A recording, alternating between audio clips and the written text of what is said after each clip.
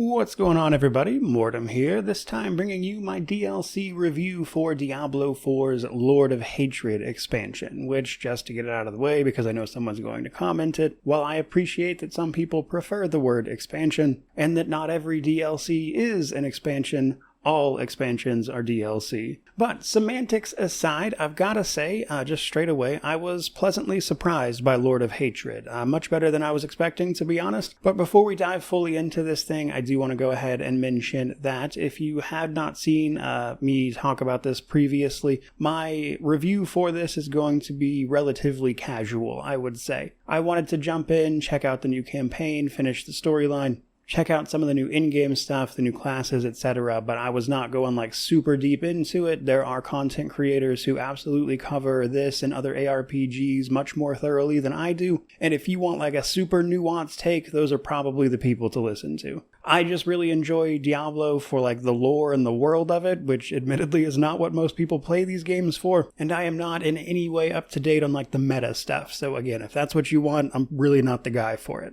I will also at the same time say that my main complaints with Diablo 4 as a game have not really changed, as that is due to stuff like the live service nature of it, the monetization, and how honestly very expensive all of it is. But one of the things I mentioned in my initial review of this game is that while I enjoyed it at launch, it was going to be subject to change due to those things, and that might be good and it might be bad. Well, in this case, it was pretty good. I had a surprisingly great time with this. I have seen some initial reports of people having trouble logging in and everything. I only got disconnected a single time, otherwise it was relatively smooth sailing, but what would a Blizzard release be without login trouble, I guess? But once you actually get into the game, there's a lot to know. So, the new Season of Reckoning that released alongside the expansion brought a whole lot of base game changes that apply regardless of whether or not you have Lord of Hatred. And then of course the expansion bringing the classes, the new campaign, all that stuff. So on the Season of Reckoning side of things, this is a lot of your rebalancing and changes that apply to everybody, starting with the skill tree updates. So I wouldn't say, or at least in my opinion anyway, that it feels like any of these have been truly overhauled, but it looks like what they did was take the base skill trees for every class and then take those abilities and just kind of give more options and variants to them so that they had a little more going on. I messed around with the druids, because that's kind of like my main character at this point, and then the warlock and the paladins, and because this was more of a bit of added depth rather than a complete overhaul, this felt pretty good to me. I didn't have any complaints here,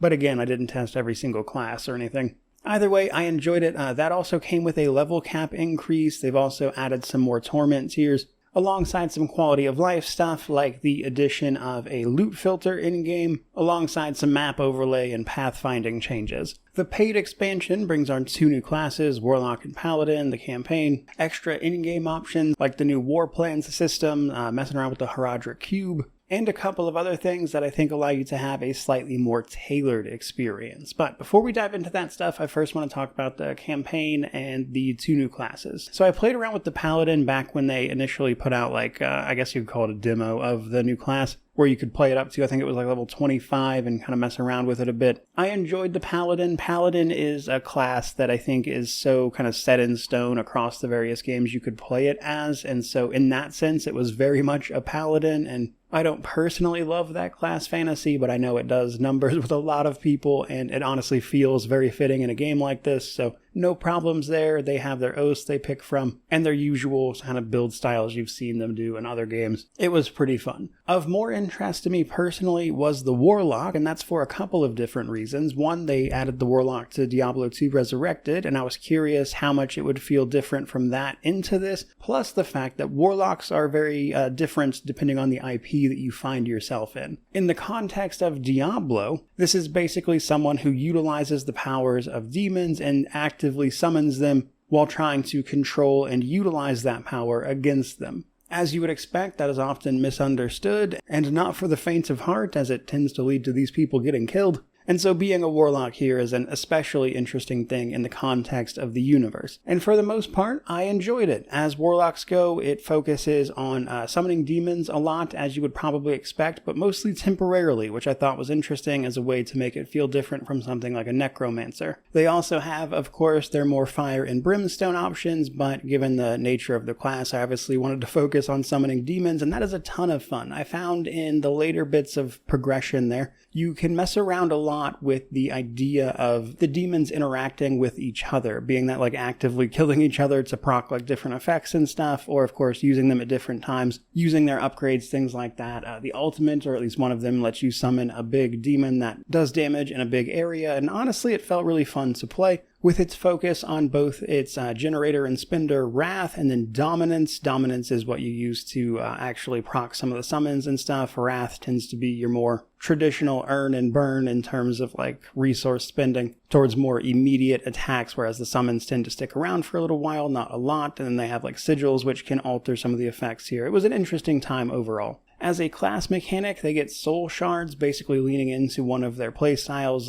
Legion, Vanguard, Mastermind, or Ritualist, augmenting your abilities a bit farther. And when combined, I've got to say, I enjoyed both of these classes. I think they fit the game, they're relatively fun to play, they fit a niche, and honestly, they're just more interesting than the Spiritborn was to me, at the very least. Now, from there, let's talk a bit about the story and the campaign of this one. So I'm going to try not to spoil a ton of this, but also it's not exactly a hugely story-focused game, so there's that, I guess. But I want to start off with this because it is something that frustrated me a little bit. So I wasn't really thrilled with Vessel of Hatred, the previous expansion, because it felt like that story ended right as it was getting started, and that is exactly what happened, because that story is continued and finished here in Lord of Hatred, and together they feel like a total arc. And so, with Lord of Hatred coming with Vessel of Hatred, it does kind of feel like if you bought Vessel of Hatred, you got shafted a little bit, because now, for essentially the same price that one was selling at,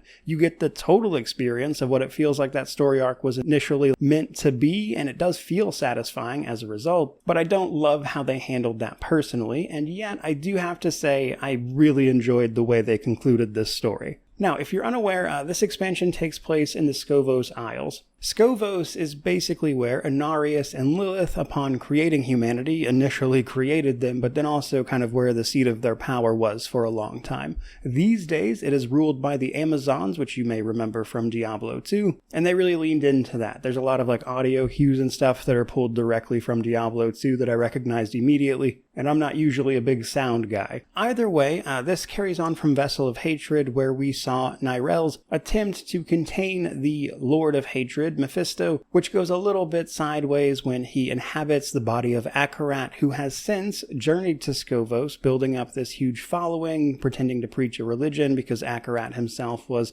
like a former prophet, if you will, but has obviously been utilized for a different purpose here. And that's actually especially interesting, because what has happened previously is Blizzard hasn't really shown any of like the conniving or underhandedness that a lot of these primevals are meant to be known for, and yet they managed to do exactly that here in Lord of Hatred. They definitely managed to get at the more sinister vibes you would imagine something like these primevals would do, and I think that's fitting for this character in particular, because Mephisto, as we saw in other games, like Diablo 2 for instance, used his ability to corrupt people via his power of hatred, even when bound and unable to act, was still usually able to sway people to his cause, and I think they really play into that as a story mechanism. We also see the return of other characters, and even exploration of some interesting lore stuff around like Rathma and the Herodrum, like Tel Rasha and Zoltan Kuhl even. And while I appreciate that people do not typically play these games for the story, as somebody who really likes the universe of Diablo, I was genuinely surprised by how much I liked this. I think they did a great job with this one.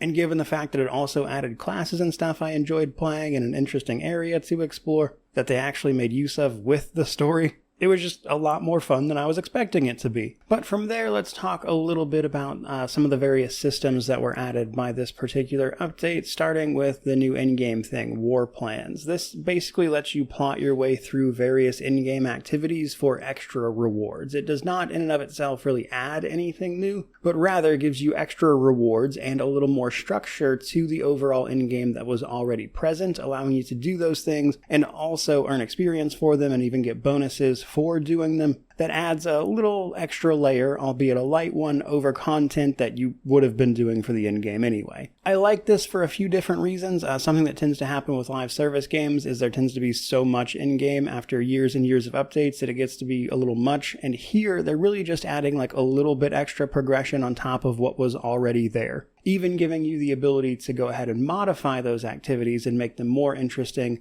and that way you can focus on the thing you already enjoyed doing, if that's something you want to do. Now, they also did add a few other things as well. They added fishing, so that's a thing now, I guess. And they also modified crafting a bit, primarily around things like the Horadric Cube. The Horadric Cube, if you haven't played Diablo 2, I guess, is a Horadric item that allows you to combine things to make other things, more or less, and this is represented as a crafting feature, basically allowing you to utilize recipes to alter and change items to mess around with specific attributes, and it can kind of let you refine things a little bit farther on top of the crafting that was already there. Then there's your Horadric Seals. So you get your own little Horadric emblem that you can put seals and charms into. Now, the seal is the piece in the middle, and this determines how many charm slots you have, and all of these come in the usual rarities and upgrades and stuff. Now, when you start slotting in charms, those can be magic, rare, legendary, etc., but you can also find set versions, which will give you set bonuses if you have all of the charms equipped into your seal. Explaining it makes it sound a little more complicated than it is. It was relatively easy to use, gave you some interesting bonuses, though I'd be lying if I said it didn't feel mostly just kind of like a stat stick, but it, didn't bother me or anything, so there's that, I guess. But to sort of just start pulling all of this together, I will simply say that compared to Vessel of Hatred, I enjoyed the story here. I enjoyed the classes they added, just running around, fighting everything with the new changes and alterations they've made to like the skill systems and stuff, and then of course the new classes themselves. Was a really enjoyable experience. I had a surprisingly good time with it. And on the negative side, it's mostly just the stuff that I've had a problem with when it comes to Diablo 4 specifically, that aren't really going to be something an expansion was ever going to change anyway. And while that stuff sucks for me personally, I still enjoyed this enough that I could see myself just playing it casually in my own time. With that in mind, when it comes to pricing for this, the basic Lord of Hatred expansion is $40 if you already own the thing, and it comes with Vessel of Hatred previously, so you'll have all the content. The other editions, which get ridiculously more expensive for no reason, I think the Ultimate Edition was like $90, and that $50 difference is just a bunch of cosmetic nonsense and battle passes for more cosmetic nonsense that you don't need in any capacity. I do think it sucks for the people that bought Vessel of Hatred to turn around and buy this for the complete story for essentially double the price, which is like a punishment to the people who have been playing this game. Whereas if you haven't played in since like launch or before Vessel of Hatred, you could jump in now for less money and get all of that content, but that's a separate conversation, I guess. But does kind of feed into the fact that I still don't love the battle passes and the monetization, etc. around this game, which again just kind of feeds into the negatives. Either way though, I enjoyed the expansion, the story was fun, the classes are fun, etc., etc. Like I said, this genuinely surprised me, I had fun, and if it's something you're interested in, I hope you enjoy it as well. But that is pretty much going to do it for me. Certainly hope you enjoyed the video. If you did, by all means, like, comment, subscribe, all that YouTube jazz. But regardless of any of that, truly, just thank you so much for watching. I really do appreciate it. May you wander in wisdom and have an amazing day.